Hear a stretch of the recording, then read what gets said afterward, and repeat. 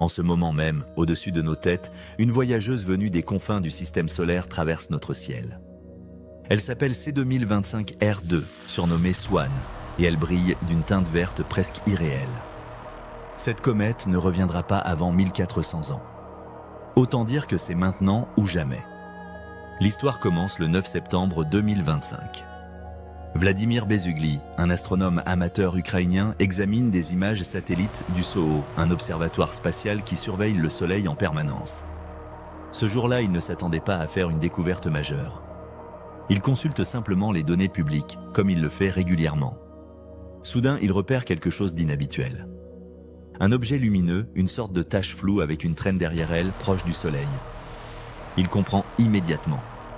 C'est une comète. Et pas n'importe laquelle. Elle est étonnamment brillante pour une découverte aussi tardive. Le lendemain, elle atteint son périhélie, son point le plus proche du Soleil, à seulement 0,5 unités astronomiques. Pour te donner une idée, c'est la moitié de la distance entre la Terre et le Soleil. Une comète qui frôle notre étoile et qui sort de l'ombre au dernier moment, c'est rare. C'est même la 20e comète découverte grâce à l'instrument Swan, d'où son nom. Depuis, les astronomes du monde entier la suivent. Et ce qu'ils voient est magnifique. Une coma verdâtre, cette enveloppe gazeuse qui entoure le noyau, et une queue qui s'étire sur environ 2 degrés dans le ciel. 2 degrés, c'est 4 fois la taille de la pleine lune. Imagine ça. Une traînée lumineuse qui traverse l'horizon après le coucher du soleil. Salut à toi. Si cette histoire de voyageuse céleste te fascine autant que moi, n'hésite pas à t'abonner. Parce que l'univers nous réserve encore plein de surprises et je serai là pour te les raconter. Maintenant, parlons de ce qui rend Swan si spécial. D'abord sa couleur. Ce vert lumineux, ce n'est pas un effet de lumière. C'est du cyanogène et du carbone diatomique qui s'échappent du noyau sous l'effet du soleil.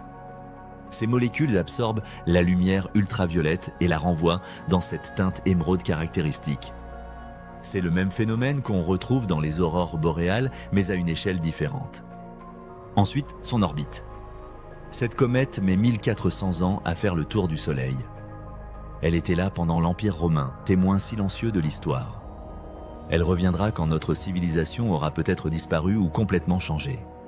C'est vertigineux. Et justement, tu peux la voir. Enfin, pas exactement à l'œil nu, soyons honnêtes. Elle tourne autour de la magnitude 7, ce qui signifie qu'elle est juste en dehors de la limite de visibilité sans instrument. Mais avec une bonne paire de jumelles de 50 mm, sous un ciel dégagé, tu peux l'apercevoir.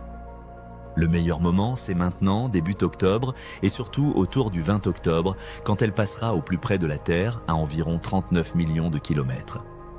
Ça peut sembler loin, mais à l'échelle cosmique, c'est presque une visite de courtoisie. Cherche-la à l'ouest, juste après le coucher du Soleil, près de la constellation de la Balance. Si tu es dans l'hémisphère sud, tu es privilégié. Elle est plus haute dans le ciel pour toi. En Europe et en Amérique du Nord, elle reste basse sur l'horizon, coincée dans les lueurs du crépuscule, ce qui complique un peu l'observation. Mais ne te décourage pas.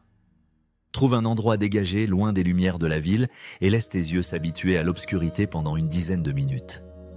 Certains ont parlé d'une possible pluie de météores autour du 5 octobre, quand la Terre traverse l'orbite de la comète. L'idée était séduisante. Imaginez des milliers d'étoiles filantes illuminer le ciel. Mais restons réalistes. Les calculs montrent que les débris de Swan passeront à environ 7 millions de kilomètres au-dessus de nous. Autant dire qu'il ne faut pas trop y compter.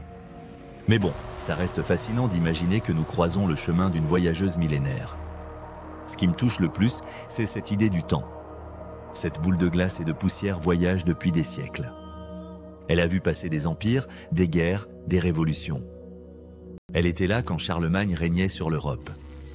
Elle reviendra quand nos arrière-arrière-petits-enfants auront peut-être colonisé Mars. Et nous sommes là, à ce moment précis, pour la regarder passer. C'est un privilège rare.